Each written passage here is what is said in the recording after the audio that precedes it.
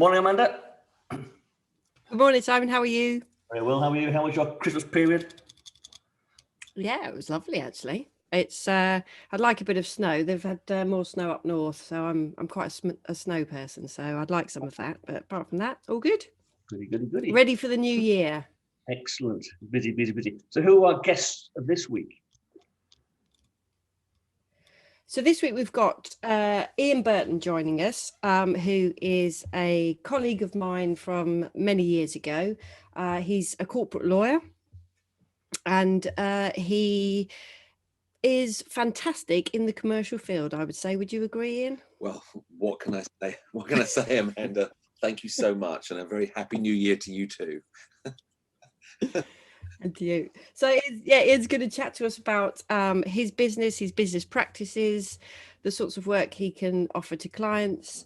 And then we're going to follow on with a good colleague and friend of ours, Adam Vickers, who runs the Property Foundation Group. And they look more at educating potential property investors, new property investors, guiding people through planning applications, how to look at financing projects. So looking forward to understanding how Adam can help many clients actually. So if I hand over to you, Ian, and if you would like to give us just some background on yourself. Oh, okay. Well, yes, I am a corporate and a commercial lawyer, and I've been doing this job. I realise now we're 2021. I think I'm at 29 years, which alarms me. Yes, the 2022 will make 30, which is not great, but there you go. Good celebrations, though. Yes, possibly it is. Yeah, and so I set up my own firm recently, and I do the sort of broad mix of corporate and commercial work for mostly sort of small private companies, entrepreneurs, and the like. So just in terms of the sorts of clients that we've acted on both together and for you individually, what would you say there is a natural client that you work for? Is there a particular how do they model? How do they look, your clients? Well, the funny thing is, I realise I don't have that neat category, and I think it's partly because of my background. I started off at a traditional English firm in the city, doing sort of classic sort of city corporate work in the 1990s, sort of not particularly small clients at that time, and not the giant firms either, but just something in the middle, sort of general corporate work.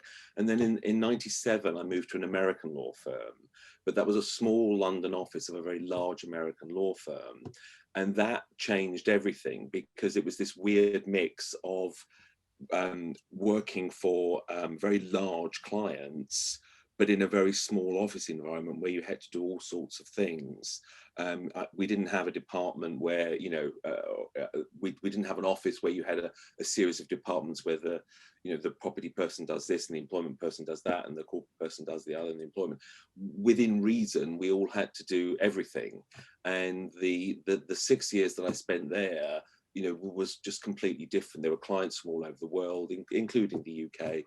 And it just changed the whole way I worked. Then a group of us at that firm, we all left in sort of in 03, 04 to start up our own firm in the city, and we sort of took the experience and the versatility and the I suppose frankly the confidence that experience had given us, and then did something completely different. And which is a slightly long-winded way of saying is I've always worked for very different types of clients, from huge corporates down to, an individual entrepreneur, mm-hmm. and everything in between, and all equally across all sorts of sectors, so that's a long-winded way of saying it's very hard to answer your question simply. Yeah. But you're dual qualified as well, aren't you? Yes. Back in the 90s, I spent some time in America, and I qualified for the New York State Bar, which I do. And I will be honest and say I don't really practice New York law anymore, but I do keep up my biannual subscription of about $300, and I do quite like the fact that I did that, and it was very good with, obviously I did that before I joined the US firm, and I do have a decent insight of American legal practices and American legal thinking, even though I don't practice US law. Yeah. So yeah, it was a great experience. Yes. Yeah. So in terms of sort of some of the work that we've been doing together more recently, a lot of that is we've been looking at how we're raising venture capital for startups. And from your perspective, what are you looking for? What sort of advice are you looking to give to clients when they are reviewing these sorts of contracts? So whether it's an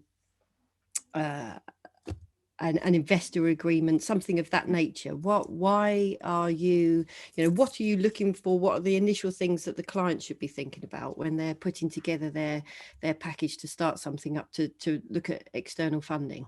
I mean, it does depend on who they're approaching. I mean, there's one category of investor, the sort of the friends and family, which I've seen many times over the years in different forms. That, of course, when it works, that's nice, and it works really well, I think. But it's equally can unravel. You can end up with far too many people. You've got this sort of investor contingent that becomes hard to manage, and if you are then going to go on, as is often the case, to private equity investment or some other professional investment, having this large group of small investors can make subsequent transactions a lot more difficult. And so it's good and it's worth considering, but I would try and keep the numbers down if at all possible, because what I have seen in particular is there's all these various friends and family, and then almost as a bit of a favor to people, you let somebody make a very small investment for a very small shareholding. So then this is why you'll end up with a very large number of people, and that is usually a mistake in my opinion. From what perspective? Why do you think it's a mistake? Because you then have to corral all these people along, and that if you want simplicity and just a cleaner corporate deal, it's just easier if you're dealing with at most a dozen people rather than 30 or 40. Yeah. And in terms of so if you say have started up a business with small numbers of family investors, and then you're subsequently looking to private equity, what sort of problems do you come up against with the shareholder agreement? So obviously private investment or private equity, they're going to want to take a chunk of your shareholding. So how does that potentially cause difficulties for the clients? Well, I mean, in my experience, private equity, of course, are highly professional and quite ruthless, and they will normally just come in and more or less dictate terms, and therefore one of the problems you will have is that your group of very small investors will usually just get completely squeezed out, and some people will not be happy about that. That is the commercial reality, and you're not going to change it, but they don't go away happy. Right. And that's partly why I'm saying you need to be a bit careful about bringing all your friends and family, because if they really are your friends, you want to keep them as your friends, and you don't want them to lose the friendship over this deal that just turns into something completely different. Right. And your private equity, they are very demanding, and what I would say in my experience, as nice as they seem on the way in, it's never as nice when you go through the door. Yeah. Yeah. So it's obviously people need that investment and need that money, but it's perhaps I shouldn't say this, but I will. You are sort of jumping into a pool with sharks, and you need to be able to swim pretty fast. Okay. So in terms of a client coming to us initially, so whether it's a startup business or they're looking for investment, what do you feel is the initial sort of checklist that the client should be thinking about. So in terms of obviously planning and trying to think about the pitfalls that are coming up for them, trying to think about the way that people are going to invest in the business, the shareholdings and such like, because ideally what Simon and I are always trying to encourage our clients to do is talk to us. You know, we very much work on the basis that if every time a client emails us, they think that they're going to get charged in units of 6 minutes, they're less likely to have a chat with us, really. And that's what we want them to do. So, you know, initially, we don't want the client to come to us after they've given their various friends and family 2.5% here and 1.5% there, or indeed, you know, if they're looking at incorporating a portfolio, we don't really want them to refinance perhaps with a bank that they can't then, they're not so flexible. So if we're sort of saying to clients, come and talk to us, what are the points that we initially are trying to encourage our clients to think about in this sort of an environment? I mean, I have to say your comment about people, you know, not wanting people to feel that every time they send a quick email or pick up the phone, there's this sort of 6-minute charging unit. I couldn't agree with you more on that, because that's very much what I encourage with my clients. And because certainly those early stages, the gathering of information is so important. And, you know, as I always say to clients, you know far more about your business and what you want from this than I can possibly know. And so if you don't tell me, you know, there is always going to be this big mismatch. So just tell me everything, and we can sit through that. Yeah. So that's very true. I mean, I think yes, it's very important that people either have their sort of short to medium term objectives clear in their head, or if they don't have those, at least acknowledge that they don't have those. But either way, there's some clarity there. You know, if you're looking to sell to private equity, or if you aspire to sell to private equity a few years down the line, cash out or work with it or whatever, at least have an idea of that and explain that, because it is important to sort of think ahead. So that I think that's very, very important. And also, I mean, it sounds a bit trite, but it is true. You know, some people, they have great ideas, but they haven't really got what I'd call a very clear business plan, you know, where they've really written it down on a few pages of A4, you know, or typed it out or whatever, you know, and it's very, you know, I have had clients where it's all in their head and it sounds great, but they really do need to sort of think, well, this is year one, this is, you know, this is year two, and how do we see it moving? And definitely, if there isn't evidence of that, I want to see it. You know, if they're not sending it to me, I would like you to send it to me. And I think that's very, very important. Because if you're getting into drafting a shareholders agreement, thinking about what people want for an investment agreement, as a lawyer, I need that in my head. I need to know what you want. Yeah. Which of course doesn't mean it's fixed. And as we all know, things, you know, move as the economy moves, as clients' needs move. But I think it's a good point to have a good basis, because at least we can then start with a foundation rather than shifting sands. Yes. That's great. So in relation to sort of, does your corporate work lead you into the property arena? I have a number of clients who work in property. Obviously, I don't do their property work, but I do have, in fact, I realized one of my very longest clients actually is quite a player in the sort of London lettings market.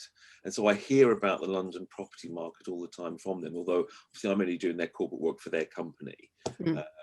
So I do keep my hand in with property. And is it very quiet in London at the moment?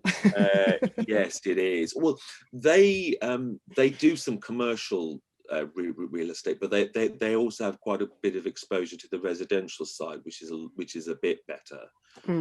Because yes, certainly, I mean, I'm in central London, I'm in the city, and it's just the strangest place at the moment. It's so quiet. Yeah, but I must admit, a friend of mine he lives just on the edge, and he sort of went into central London on his scooter, I think on Sunday, and just took photographs of Carnaby Street and actually sort of around near your area, and it just looks so weird and eerie.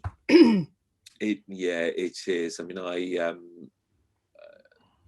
I do sometimes walk into the city from here, which is 5 or 10 minutes, because the only places open really are the Tesco and Marks and Spencer on Cheapside, and that's it. And it's just eerie, this place that I've been to for years and years and years, heaving with people most of the time, and it's like there's half a dozen people going to buy a few groceries, and that's it. It's very odd. Strange times. Well, thanks very much, Ian. It's very useful, very interesting. We'll obviously put links for you in our biographies. Yeah. At the end. And then so moving on to Adam. Welcome, Adam. Thanks for joining us. Tell us, please. Thank you very much for having me. About the Property Foundation Group and the sorts of clients you have, and how you're finding the markets. Yeah, absolutely. Well, I'll give you a little bit of history of myself first, and really why the Property Foundations Group came around. So I've been investing for 12, 13 years. I come from a family of builders, but I went and I was a teacher for about 10, 11 years. I went teaching. What were you teaching? Well, I'm a classical and flamenco guitarist by trade, and so I was teaching that. I was a head of music for a brief period of time, and whilst I was a teacher, I was building the portfolio alongside, because I grew up in a builder's family, and of course you're told, put your money into property, son. That's the best place for it to go. So I had no choice, and I grew up around building sites all the time. So I've never been intimidated by property, by refurbishments, and so on and so forth. And I grew up in a business family, of course, so you get used to all the various stresses and strains, excuse me, that businesses go through. And actually, at a very young age, back in I think about 92, 93, or whenever that recession kind of kicked in, that unfortunately impacted the family business. So I learned what a recession does to a developer pretty early on. And so I grew up not going into necessarily the building and developing side initially. It was to go into the investment side. So I built my portfolio up over a 10 to 12 year period. And then I've got my kids now, and ultimately I wanted them to go and have a good education. And unfortunately, a teacher's wage doesn't cover that necessarily. And so I formed the Property Foundations Group. And primarily what the group was it's a group of, say, 6 mini companies all combined together. And the reason why we called it Property Foundations Group is ultimately it's property. That's easy enough to understand. Foundations, okay, it's a play on word, it's foundations in property, but also it was always about having strong foundations with anybody that we work with.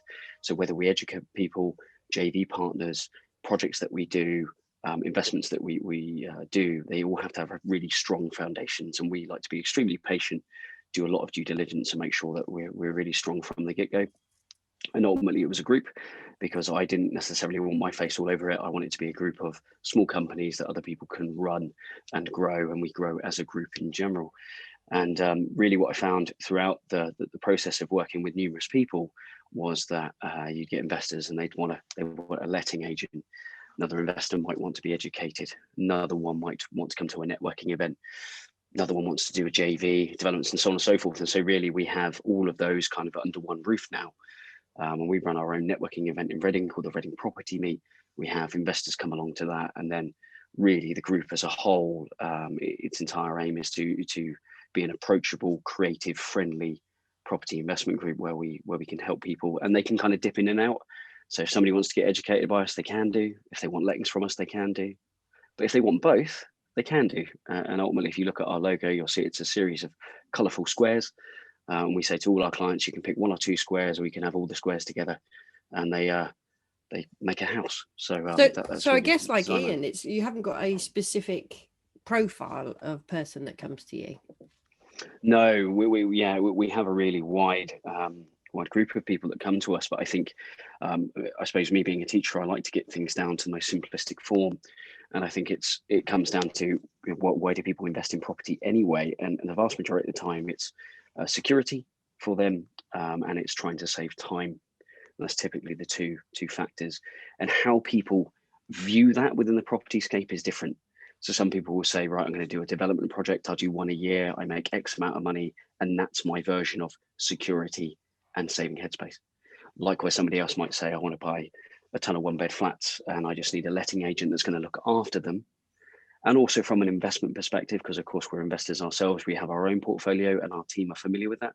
So I would say that we're a little bit more advanced than your standard typical letting agent. So once again, that might be somebody who just wants to grow, might have a load of money in the bank and they want us to go and buy them a bunch of one bed flats. You know, it's different for everybody in terms of how they want to get to, but the ultimate game is how do we save our headspace and how do we generate more money to give us security? How do you choose your JV partners, Adam? Do they approach you or do you approach them? Or? Yes. It's a mix. It's really interesting what Ian was saying, because with JV partners, for me, JV partners come to us in lots of different ways. They come through us through the Reading Property Meet. They come through reputation. I've helped quite a number of people out in the property industry, and likewise, they view me as a safe kind of egg. Likewise, we've had people who've heard me do podcasts and call me out of the blue. I've had a chap from Dubai recently call me up out of the blue. He heard me on a podcast 2 years ago. Yeah, but when it comes down to the JV partner, I always have the same process, which is I always say to every JV partner, we're going to be spending 15 to 16 hours worth of face-to-face time. And the only way that I'm going to work with you is if I feel comfortable to leave my children with you. And that sounds rather extreme, but to me, JV partnerships to me are like a marriage. And you've got to go on a few dates first before you're going to have the kids kind of thing. And it's really important to me that you build a real strong relationship with somebody who understands that property has ups and downs and loads of moving parts. And I think kind of going back to what Ian was saying, it's really interesting. You get friends and family who want to invest. And likewise for me, and I suppose it's an issue I see in the industry a lot, is that property is seen as an easy thing to do. You can go on a course for 100 quid and you're told you're a millionaire overnight. And unfortunately, that attracts a lot of unrealistic expectations from people. And that is a very difficult balancing act. So we have a lot of free events and education to educate those people. And then two things occur. They either become educated and they invest themselves with their own money, or they go, wow, that seems like a lot of work. Can we come and do a JV with you, Adam? Because we can see how you operate. And so typically that's how we get our JV partners, educating people and making them feel warm and fuzzy and connected within what I'd class as safe an environment as I suppose you can have an investment, which of course is inherently risky. Okay. So somebody's sort of listening to this podcast now. So do they become a member of your group? How does it work? How do they get access to your knowledge and experience? Yeah, definitely. So we like to start off, I suppose I say, for lack of a better term, it's a sales pipeline essentially, but we like to encourage people to come along and meet us first. So you can come along to the Reading Property Meet. That's on the last Thursday of every month. It's a completely free event and we have speakers on there. And I host that. We also run a property deal clinic, which happens on the second Thursday of the month. And we really just break down a property deal. We get into the nitty gritty. There's far too many people in this industry that say, hey, I've made tons of cash. I'm not going to tell you what went wrong. I'm not going to tell you how long it took. I'm going to tell you how much headspace it took, just the cash. And so what we'd like to do is we like to break down that deal clinic and really look into the nitty gritty. And sometimes we get people on there who come and express how things went wrong. And that's great because that's a really good indicator of, what did they do to adapt? How did they get out of that mess and how did they move forward? So that really is where people can come and meet us and have an introduction. If they then get on well with us and they feel good part of the community, we then have mastermind groups at our head office in Reading. Unfortunately, we can't run those at the moment with the pandemic, which is frustrating. But once again, that's for people to come along and really express what they want to do and get a bit of guidance. We have our own in-house architectural team, our own lettings manager as well. We have various different consultants we work with, including you guys. And so it's really taking somebody's, what do they want to achieve and trying to unlock that so they can come to those mastermind groups. If they find they get more value from there, they can come to our educational program, which is a 6-month educational program. And really that's me holding their hands, me coming from a teaching environment. I've seen far too often within the property field, I'm sure it happens everywhere else, you're taught very, very high level things and you might be taught what they will tell you is detail. But the bottom line of it is that everybody, and bear in mind, I come from a music background, so you could practice your instrument all you like, but when you hit that stage is when those nerves kick in. And so for me as an educator, it was extremely important that my mentees have a mentor next to them that they can contact whenever they need to, if they're worried, if they're scared, and I help them to get things across the line. And so that would be where they can get educated. And then usually after that, we've had a few mentees now who actually who are residents in our office. They come and rent desks from us, and then we collaborate. And that's the great thing about property. I'm a big believer in sharing the love, sharing the wealth, and making sure people feel comfortable and committing. And so that's really how people kind of get through that process. And that's how I would do a JV. If somebody had money and they wanted to lend it to us on a loan basis, well, that's a very simple thing. You're lending a certain amount of money for a fixed rate of return, and we'll pay you over X period of time. And that doesn't require anywhere near the same level of due diligence, because as long as you're protected legally and they feel that they've got protection from the security we provide, which could be first, second charge, personal guarantees and so on, then that's far easier. If people just want to dip their toes, and quite often when I work with a JV partner, the first thing I will say to them is, how about you lend a small lump sum to us? Let's see how we work. You can learn the process as we go along the react. I don't want to see you kind of on parade on the first date where everything looks great.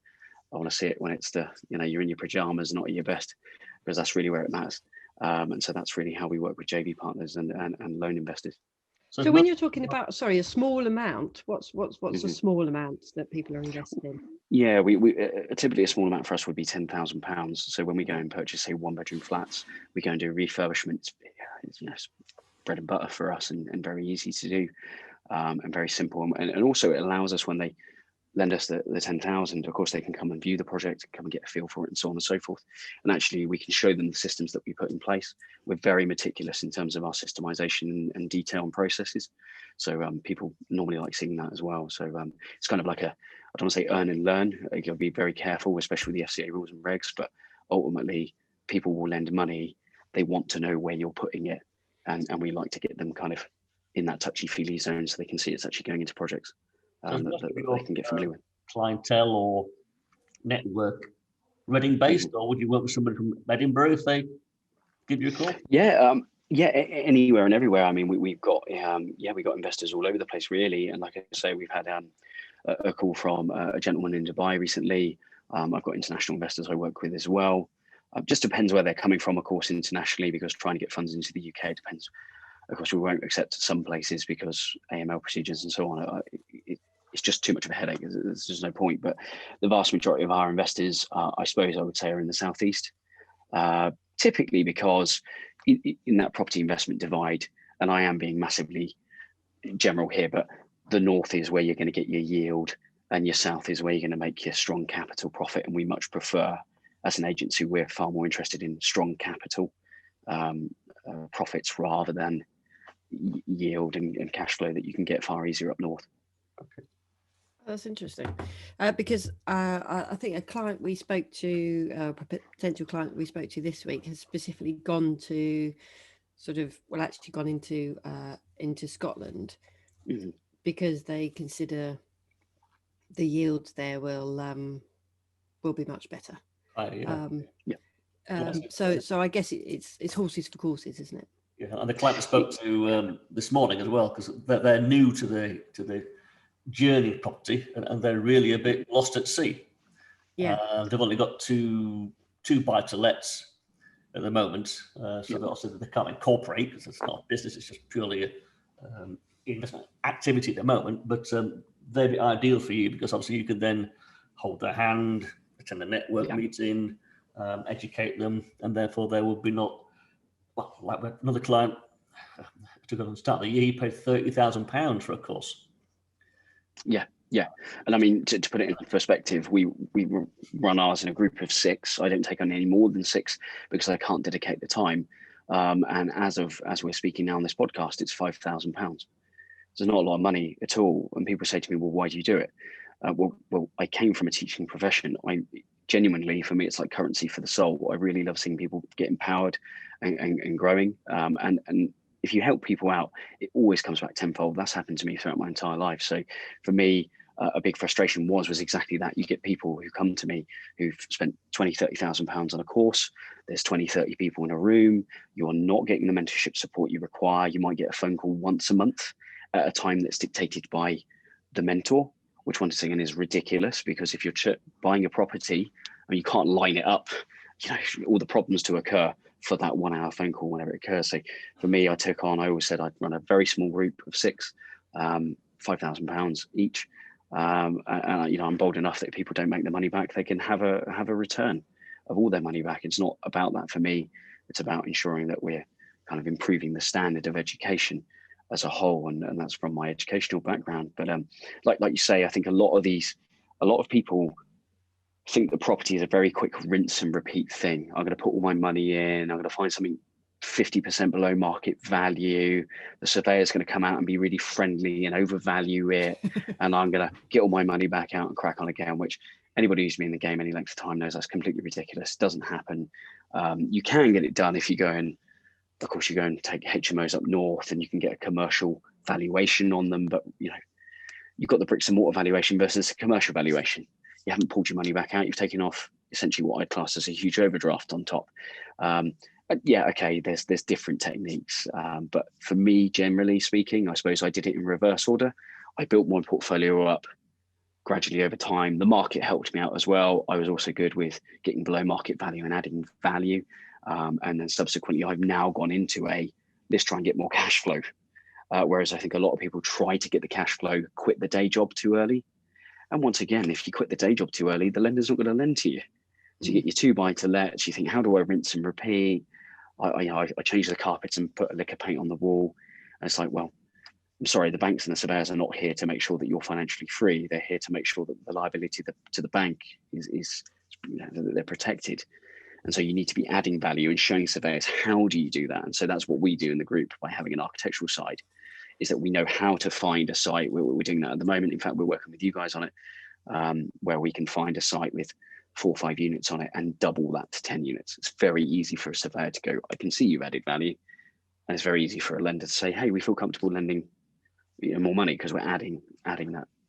So just picking up that point a bit more. So in terms of the architectural assistance, so do you actually assist the clients with making the application in for planning? Do you make the application for planning? How do you sort of hold their hand through that value add stage? Yeah, so I mean, we work with various different planning consultants who we've got a good track record with, and we know that they're extremely good at what they do. In terms of the particular architect who's on the team at the moment, he used to run his own architectural practice. He's more so working alongside myself because he wants to get more into investment. He's got a small portfolio himself, but I have to be very strict on the term that in terms of what we offer is a kind of a wider investment process, I suppose, and that's really for those high net worth and sophisticated investors rather than your newer clients. And I mean it in the right way, but the newer clients might want a garage extension done or something like that. And it's not financially viable for us for what we can do and as our skill set. Now, if a client were to come to us and they would say, I've got a site, I'm looking to try to maximize the rental return, then I might be able to find a way to do that through taking it from a buy-to-let to a HMO, as a very simple example of that. But because we've got the architect who's had years of experience, he can say, well, maybe this idea, maybe that idea, and then get the various consultants together and then aid that client in achieving what they need to. We've got it with a client at the moment. She's got a 4-bed detached, it looks like a house, but it's actually a commercial building. And we're helping her to convert that to 4 apartments at the moment and then put 2 commercial units on the rear. And we're using planning consultants and our architect in-house. So I wouldn't say it's a strictly architectural thing that we do. It's more about trying to unlock the investment. And if people want to come to us, that's ultimately our task, is to give people that rate of return. Like I was saying at the start, headspace, and give them more security, really. So that's quite unique that you have that access to an architect, because normally you're either an educator or you're a network or you're a sales pipeline. But you have the technical ability in the background to actually get the work done, to plan it out, and to say, well, do it this way, convert it to 3 or 4 apartments. Yeah, which is superb. Going back slightly, you're saying you work with a group of 6 people. Is that for a set period of time? Is it a waiting list? Yeah, so we run our course twice a year. Our next one's starting on January the 22nd. That's full at the moment, and we've got about 3 or 4 people who are looking to start the next one in July. That will run for a 6-month period, and really it breaks down to about 180 hours worth of face-to-face time for individuals. So what we would do is we spend an entire weekend together. They come to the head office, and we learn about a particular topic. So once again, going back to what Ian was saying, our first module was good business planning. who are you? What are you trying to do? What are you trying to focus as an outcome? How do we work backwards from that? This is a really clear journey as well. I see too many people coming into this going, I want more money, but I don't know how. I just think I need to buy a property here and there. And if you haven't got a good structure and a good strategy, or a good business plan rather, you're not going to get there. So we do that from the beginning. And essentially we then have 6 more weekends. So we have a weekend per month. And that would be another one on sourcing, another one on refurbishment, raising finance, option contracts, and HMOs. And then we spend an entire weekend immersed in that topic. And for me as an educator, I love throwing my students in the deep end. So on the second weekend, we're going to talk about strategy, about talking to estate agents.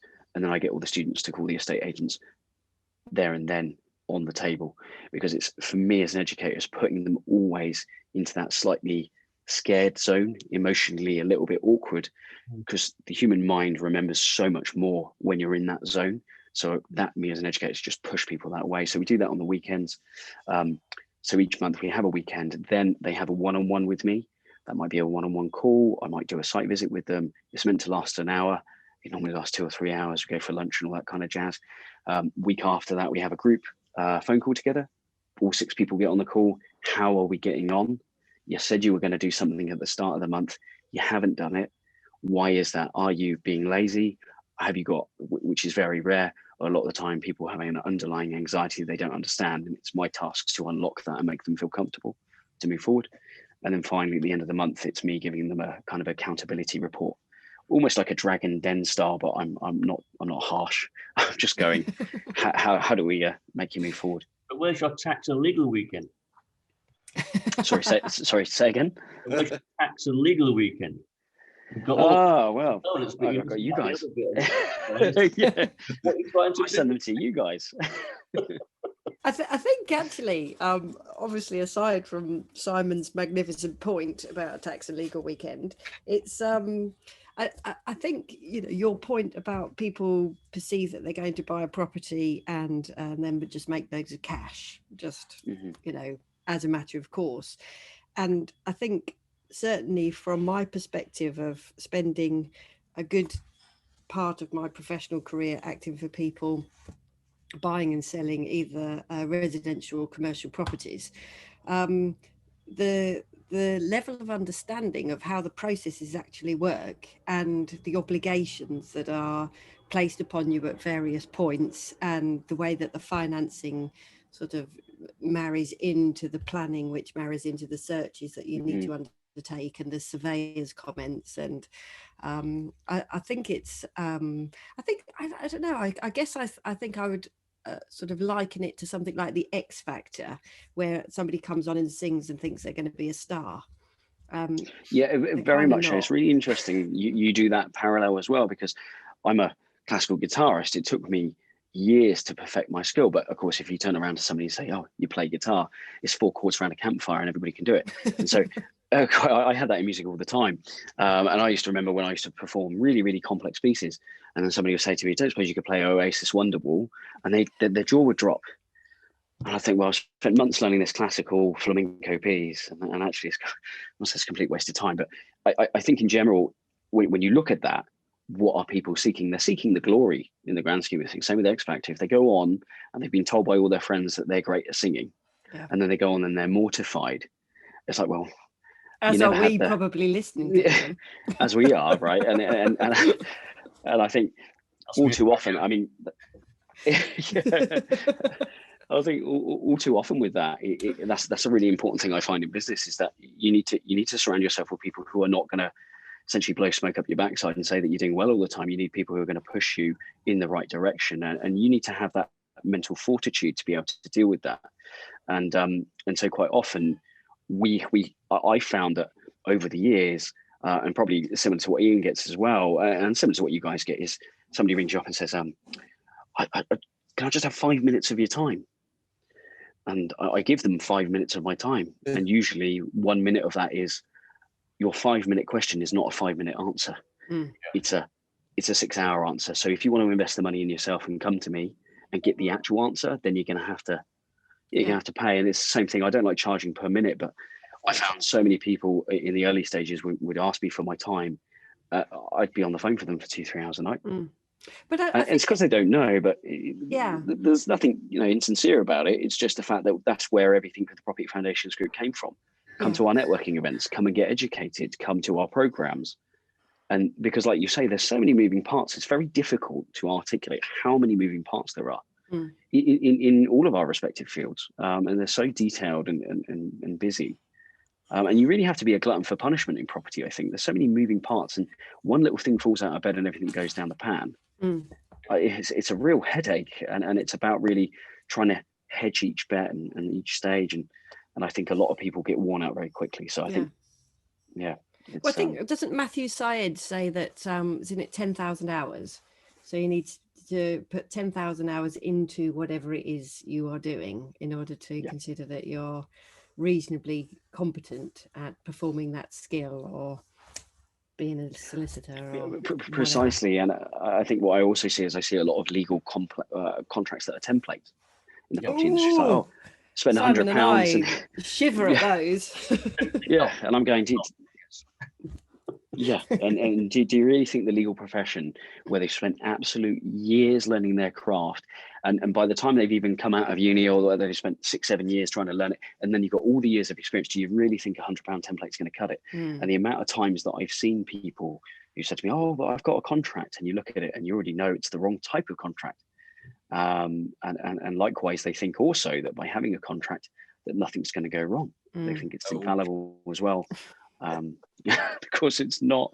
And so quite often, I mean, going back to the JV structure, you might well have a really, really strong contract that doesn't stop somebody from ringing you up every 2 minutes, draining your headspace on a Sunday, causing you other emotional anxiety issues and so on and so forth, which is why I like to really get to understand my JV partners before I work with them, because I want to work with people who are level-headed, respect the consultants we use, bring it all in-house. And that's what I found, and that's why I created the group. I wanted everything internal so we could execute at speed with people we could trust and just get the job done properly, not have to rely on numerous unknowns that I've got no idea about.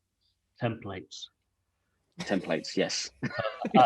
On Monday, he said, I'm doing a loan agreement. I said, okay, what about this clause? I says, you doing it or are we doing it?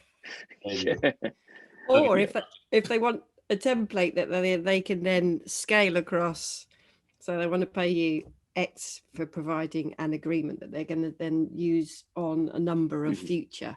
And of course, each future possible loan or joint venture or investment or will is going to be different. Very much so. Very much so.